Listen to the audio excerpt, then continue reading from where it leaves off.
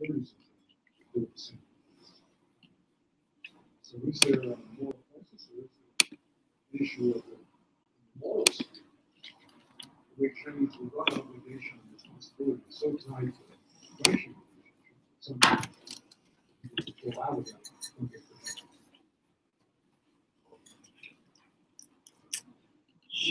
Some of the evidence for moral crisis, for example, a couple of the adulterated, major adulterated food, particularly adulterated milk. Why is it this? Why did you? It's been realized this was an awful thing. They said that this chicken and milk in a distance, we wouldn't have sold this kind of milk. We said it no. Again, suggesting that there's a kind of provinciality, probably always has it, and it's moral habits. Not very much. There's no question about the fact that there's a lot of intense concern about this. China is the only country in the world which, believe it or not, 10 years ago, had a national debate in the newspapers on the meaning of life. We don't have discussions like that about the meaning of life in the United States. So that's in my mind, that's an incredibly impressive development. You look at religious revival in Chinese study, it's enormous. It's claimed that, I don't know if it's true or not, but it's claimed that there are 100 million Christians in China today, 55 million Muslims. A huge revival of Buddhism, huge Buddhist revival in China, and of the folk religion, which is a kind of a mix of rural folk religion of Buddhism, Confucianism, and Taoism, sort of a magical move. I think that speaks to people searching for meanings. We see a kind of questing for spiritual significance, just like we do in the West today, because maybe that's one of the great issues of our time everywhere in the world. So, is there a moral crisis in China? Perhaps, and perhaps there is a moral crisis in every society all the time. The argument about the moral crisis that's put forward, it seems to me, goes this way, that as I was saying earlier, there's an old joke in China that's been around for at least 15 years, which is, what's the definition of capitalism? Anyone know that? So, the longest and most painful road to communism. What's the definition of communism? I got it wrong. The longest and most painful road to capitalism, okay?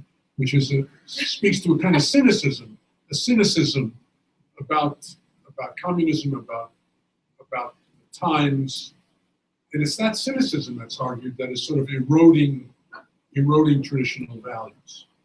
I don't know. All the evidence is that filial relationships remain important, perhaps not as intensely important as they were in the past, but remain important. What's added to it is that horizontal relations between friends and spouses have gotten much more significant than they have been in the past. No question about that. But all the evidence is that, still a deep concern about filial issues, perhaps not as much of an immediate responsibility associated with it, but nonetheless a ballpark similarity to what filial reverence has been in the past in Chinese society. So I don't know if they're, how to characterize this. It's always easy to sort of look at a crisis. The bigger issue to me is why do people think there's a crisis? Why? And I think this reflects a real uncertainty about what the basic meaning structure of society is. I don't think you had to worry about that in the days of radical Maoism. The meaning structure was given to you. You served the people. Wei Fu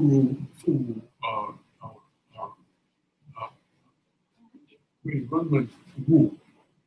Now it's Wei Runman Bi Fu. That's what, again, the image that's presented, you're serving the dollar, the yuan, rather than the people. But is that really what's going on? No, I think it's more a concern, a deep concern about where China's headed, and what the long-term effects of that will be. And I think that we're all concerned all over the world as to where we're headed and what sort of society we're moving in and moving toward. I think the greater concern is the recognition that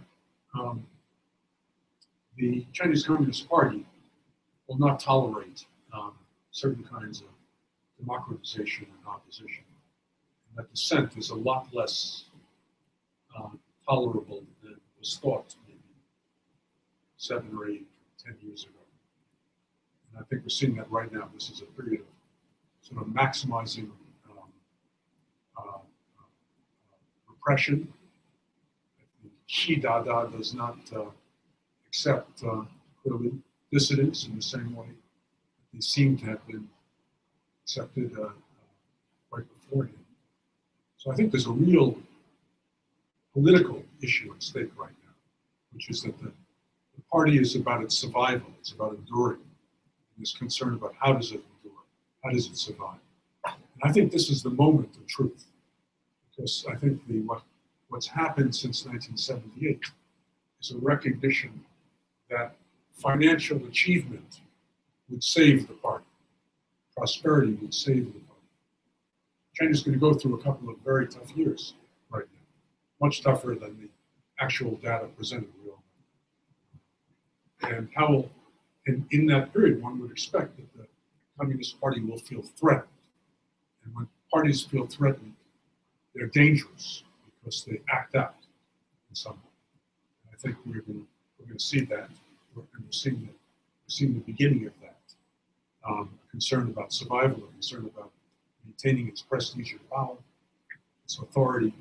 How that'll work out, I think that's a much bigger issue than is the issue of, is there a moral crisis? Yeah, I can follow up on that question and just sort of expand it. So what I really appreciate is your ability to sort of bring together sort of both sides of the same picture. And one of the things that you alluded to earlier was that the fact that Communist Party can act as sort of a stabilizing function for Chinese people's lives. People feel like they have some stability, they can go ahead and enjoy life, they can have happy hour now, they can enjoy a meal.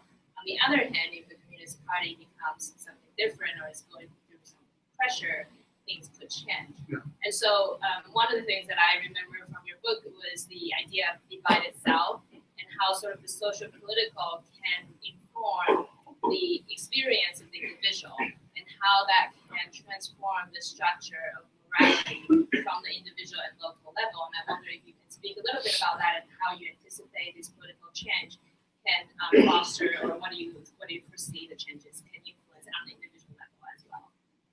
So probably the self in every society is divided, but there are times where political realities divide the self more powerfully than others. So just think of the terms that your parents may have taught you when you were little, those of you who came from China. Yaba, Che Wang Lian, Shuo Wu Chu Lai. Be deaf and dumb. Eat the seeds of the bitter melon. Don't speak out. That's the divided self. The part of the self that you keep to yourself and you don't bring out because it's politically dangerous to do that. Or socially dangerous. Or socially unacceptable. And every society has that, but where you have repressive problems, that division becomes much greater. And but it's not just a political division; it's also a division along the psychological lines that we talked about before.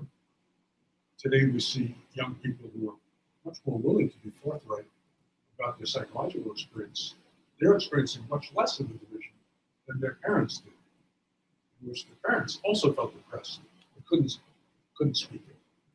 That was unacceptable. You can think of another number of domains where this is changing. Changing the area of sexuality, changing the area of homosexuality, changing in the areas related to the display of wealth and expression of desire for wealth, desire for things. All of that is less divided, and it comes out and gives a sense to my generation that the young generations are cruder, less subtle, and like, but probably my generation was seen that way by the 2 generations ahead of us, because we've gone through this modernization over several hundred years. And part of that change is the change in the person. Now, there are things that are happening that happen in much shorter time frame. And in the mental health field, some of these are really interesting in China. So that 20 years ago, 15 years ago even, China had a suicide rate of 23.5 suicides per 100,000 population. That was 2.5 times the American suicide rate, which is 10, about 10, under 10 per 100,000 population. Unlike the United States and Europe, suicide in China was principally a phenomenon of women, not men. In America, suicide is a phenomenon of men. That is, men complete suicides, end up killing themselves much more commonly than women. In China, it was women. In China, it was rural women who had 3 times the suicide rate as urban women, and rural young women in particular, women between the age of 20 and 40 years of age. Now, in one of the great public health achievements, in a period of 15 years, China has halved its suicide rate. We have excellent statistics on this. We have wonderful studies, and we know this is the case. It's halved the suicide rate. Part of that had almost nothing to do with anything in public health, but had to do with societal change. Rural women could leave the rural areas where their husbands had left them, and they could join them in the cities as part of the floating population. Also, rural women could go and get jobs, factories, and other places, and make a better life for themselves. At the same time, how did those of you who know the story, how did rural women kill themselves in China? What's the method of suicide? Pesticides. Yeah, it's an herbicide or pesticide which come in very concentrated bottles, and these farm women know exactly where the bottles are. Grab them, get angry, and impulsively take them, swallow the bottles. And if you're not immediately taken to a hospital, you die when you take this, because they're so lethal, these concentrated poisons. Well, what was the public health response? It was to put a safety cap on the bottles. Make sure that they're locked up.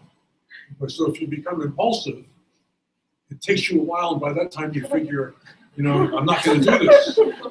It's like the story of the guy, the only 4 survivors of people who jumped off the Golden Gate Bridge. One of them, when they asked him about the experience, said, I jumped, and as I was falling, I thought to myself, what the hell am I doing? And see, it was too late. He had to complete the jump. I mean, but if at that moment, if you are just reaching for a bottle of insecticide, public health intervention like a safety cap can really make the difference. So that's a great story. That's a great story of both societal change and public health intervention, changing a terrible public health problem. That relates to the issue that we just raised, or I think it relates to one of my friends said of me, because I give a lot of talks, she said, always always salient, but sometimes tangential. So you'll forgive me for saying it's tangential. How about others? Yeah. So this, I think, relates to some of my personal. Just a little louder. I've got a hearing problem. So I'm from Taiwan, and I have also lived in China for a number of years. Yeah. And some of the things that I have found personally was difficult to adjust to in terms of the experience of living there, trying to like fit into Chinese society, include an incredible lack of trust between people at all levels, and that felt like a significant disconnect between my experiences in Taiwan and my experiences in China. And then also the sense that often people do not are not expected to bring their best selves into either work or public interaction situations. And when I bring this up with my parents, who are also in Taiwan but who have also lived in China, they tend to argue that with modernization and marketization, these things will sort of fix themselves. And I'm kind of skeptical about that, and I want to get your. No, it's a terrific question. It's a great question. I actually have a research project on right now on the so-called Yiwan Guanxi Wenti, which is a tremendous distrust in the doctor-patient relationship. So, in fact, in China, because you basically have no medical legal system in China, you can't sue. You can sue, but it doesn't do much good. What happens in supposing something, you go to a hospital and there's something bad happens, and you leave the hospital, and what you do is you hire a medical mob. You can rent, Jennifer, you can rent a medical mob. And it's a mob is, 20, 30 people. And they come and they know, they're very sophisticated, they know which windows to break that are not the most expensive to fix, but are frightening enough that, and the police, by the way, do nothing in this. They don't want to be involved in this, so security stands there, and the medical mob breaks a couple of windows, and then the Lindau come out, the leaders come out, and there's a financial settlement that's made. So that looks terrible, right? Okay, when I started my work in Taiwan, I once saw the following thing in 1969. I saw a child die in a pediatric clinic. I saw the family bring the coffin open so you could see the child and put it in front of the coffin. The owner came out, made a financial settlement with the family. So again, this is probably in much larger proportion than it was before, but it's not like it didn't exist in the past. But I do happen to, on this one, I happen to agree with you. I think that there's great distrust across the society. And it's particularly seen, you can see it so clearly in professional and business relationships, that people simply don't trust each other. And I think it's a devastating issue, and it has to be resolved in some way. It's going to take many things. So in the medical sphere, I'll tell you what they tried. So there was not the current Minister of Health, but the one who preceded the current Minister of Health. His name is Chen Zhu. Chen Zhu was the first scientist to be Minister of Health in China. Great guy. He went to some of the major hospitals in Shanghai, Zhongshan, Huashan, and said, look, if I give you guys triple your salary, would you give up Hongbao? Would you give up the red packet products? And the answer from the staff was no, making him realize he would probably have to go up 5 or 6 times on salary to get them to agree to give up the Hongbao. So the Hongbao itself is part of this distrust that you're not sure, you've met the surgeon, you have a simple operation, it it's on repairing your knee or an appendectomy, but will the surgeon actually do the operation? Or will it be somebody else who you haven't met, maybe less skilled? So you give a Hongbao. And you give a Hongbao even if you're a professor at the medical school or you're the president of the university. And I think this is a very bad system, very, very bad system. And I think it breeds distrust. And it happens, we're so familiar with it in the medical area, it happens in every single area. And how that's going to change, I have no idea. But I see no reason to be optimistic that this is going to easily change. So now the other point you made, that you don't bring your best self forward, I don't know how to interpret that.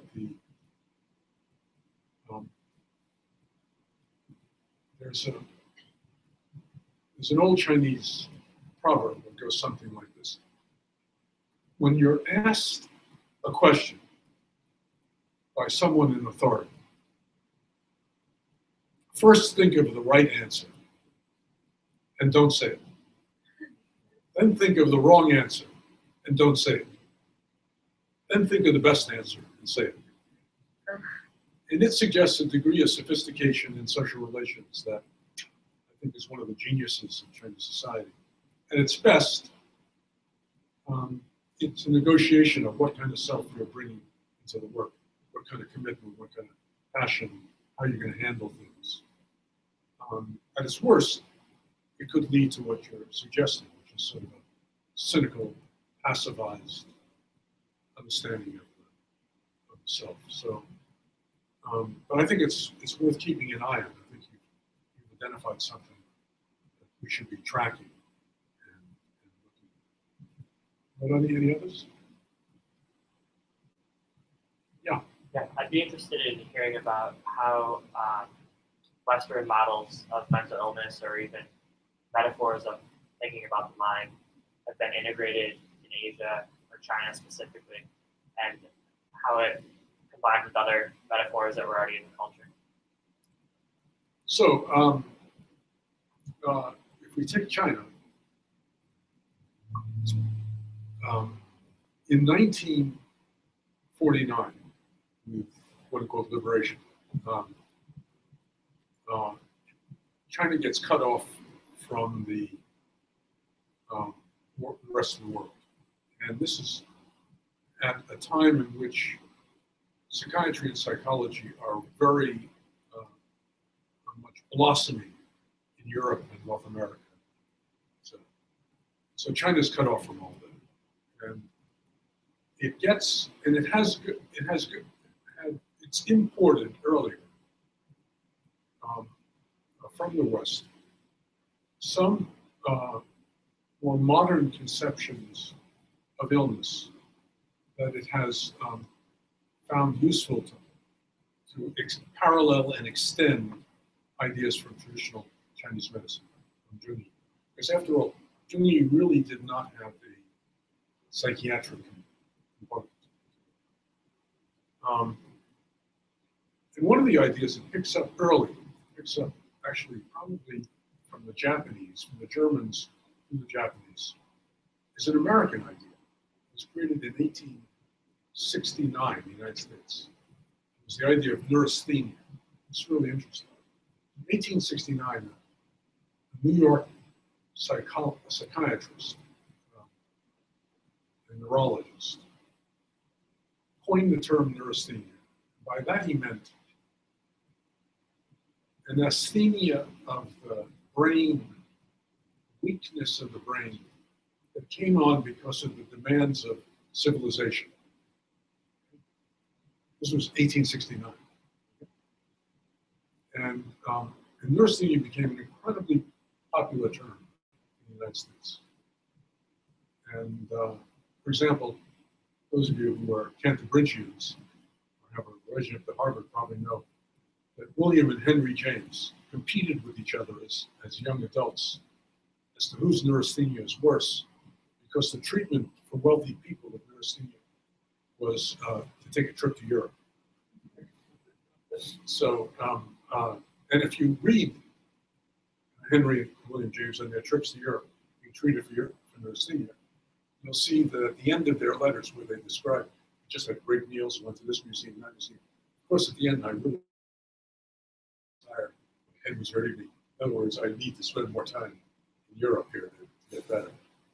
When it came to China, of course, there wasn't the European trip with it, but it served a great purpose, because in a place where mental illness was stigmatized, we could talk about common mental problems like depression and anxiety, as it were, or the symptoms associated with them, in a language that meant to reflect just the physical body, this weakness of the brain or of the body.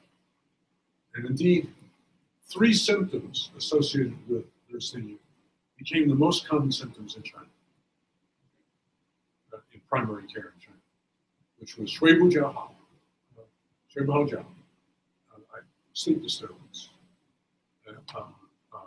pilao, weakness, fatigue, tiredness, and some kind of tone, some kind of pain, whether it was totum, wei tone, bei tone, whatever, some kind of pain. Those were the 3 most common symptoms associated with neurasthenia. And neurasthenia probably came to mean over time in China just about anything that crossed between minor physical problems and depression and anxiety. And functioned very well in that setting. Well, along came the reopening of China in 1978. And Chinese psychiatrists, like Chinese businessmen or Chinese of any kind, were interested in catching up. And so they said, well, this idea doesn't exist anymore. It came from America, came to us from Europe and Japan. It doesn't exist anymore in America and Europe. We're throwing this idea out. So the Chinese reconstructed came up for the first time really, with a psychiatric diagnostic system called the CCMD. And they threw out the term neurasthenia. In this place, put in depression and anxiety disorders. And you're looking at the guy who inadvertently was responsible for this. And this is what made my name in China. In 1978 and 1980, I did a series of studies at the Xiangya Yishui, Yale in China Medical School in Changsha and Hunan, at a time in which almost no depression was diagnosed in China, anywhere in China. And I showed that many of the patients with neurasthenia, with Shenjing Shuai, could be re-diagnosed as having EUGEN, depression. And the best thing of all happened to me, which I hope will happen to any of you who raise a provocative issue. China's senior psychiatrist totally disagreed with me. Said, this guy's completely wrong.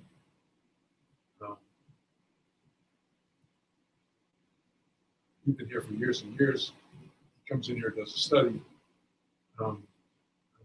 This is almost certainly wrong.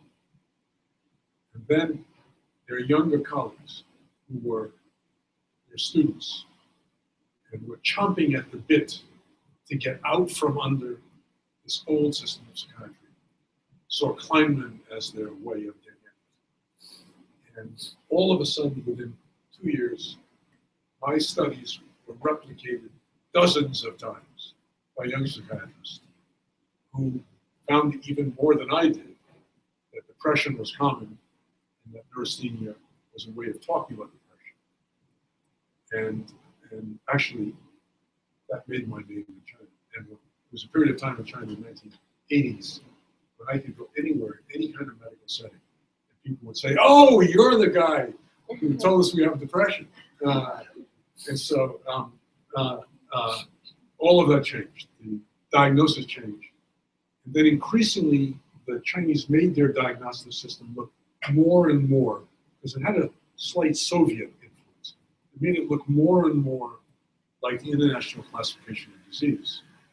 And then, as they increasingly got funded to do research by the National Institute of Mental Health, they decided that the DSM, the American diagnostic system, was more important than the WHO's ICD diagnostic system, and they made their diagnostic system almost the same as the American diagnostic system.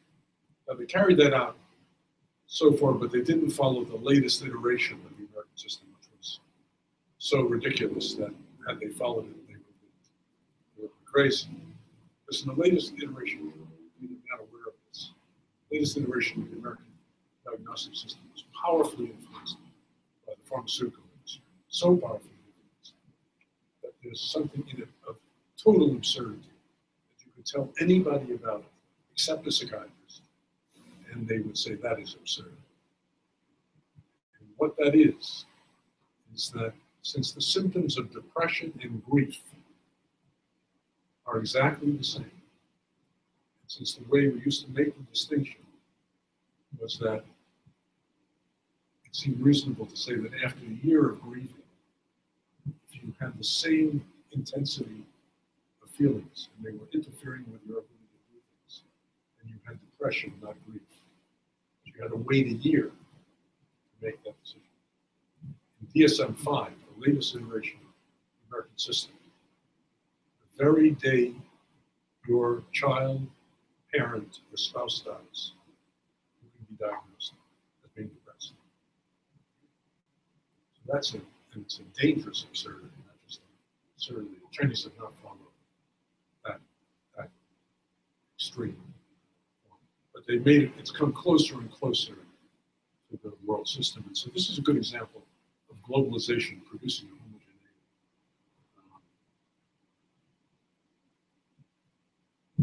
The one question? Yes? Can we talk about the anxiety in Chinese society? It's been 1.3 billion, now almost 1.3 billion people have to share or compete for this scarce resource in society. I think there is a certain level of tension among different age, different group of people. Sure. Yeah. So, just like we would separate out sadness, which we all get, from depression as a disease, we want to separate out anxiety as a feeling. Everyone feels at times fanzao or jiaolu. We want to separate it out from anxiety as a disease. For example, you get panic attacks that make it impossible for you to leave the home or to function and work. So, assuming that this cultural, psychological connection you're pointing to is about these feelings of being anxious about the world. I think that's true in every world. Maybe in China it's magnified in terms of a huge number of people and limited opportunities. In America, maybe it's about other things. It's about the sense of social and health disparities across social classes and races and ethnicities. But I think a lot of anxiety is real. And I think that's where the Freudians, in my view, went wrong. They talked about free-floating anxiety as if it were an anxiety that came out of the blue. But social life, almost everywhere, is threatening and uncertain. And therefore, a certain level of anxiety is commonplace. And in fact, if you don't have that anxiety, perhaps then there's something to be concerned about. You're not accurately understanding what your social world is really about. So you certainly see that in Chinese society, but I think you see it also in the United States. Same thing with the idea of stress. What world didn't have stress? It doesn't have stress. We often act as if, for some reason, our times are more stressful than other times. I don't think so. I grew up in New York City in the 1940s. That was a very stressful time. The United States was at war. It was unclear in the early 1940s the United States was going to win the war. Could have lost that war. It would have been a very different world afterward. There was a lot of stress at that time. We just come out of the Great Depression. People were unemployed. And we had unemployment rates of 25%, 30% in the United States. Enormous unemployment rates.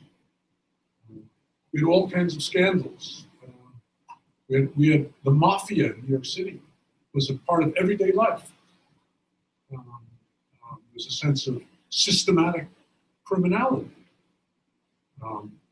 I think every era has its anxieties. Well, guys, I have to go back and grade papers. So unless there's some other, you know, I'm 74 years of age, I go to bed at 10 o'clock. So I've got, there's no other questions. I think I'll just say I really enjoyed talking to you. If you're interested in these ideas, take a look at Deep China. And if Deep China doesn't answer the questions, email me at kleinman.fas.harvard.edu. Good to speak with you. Thank you.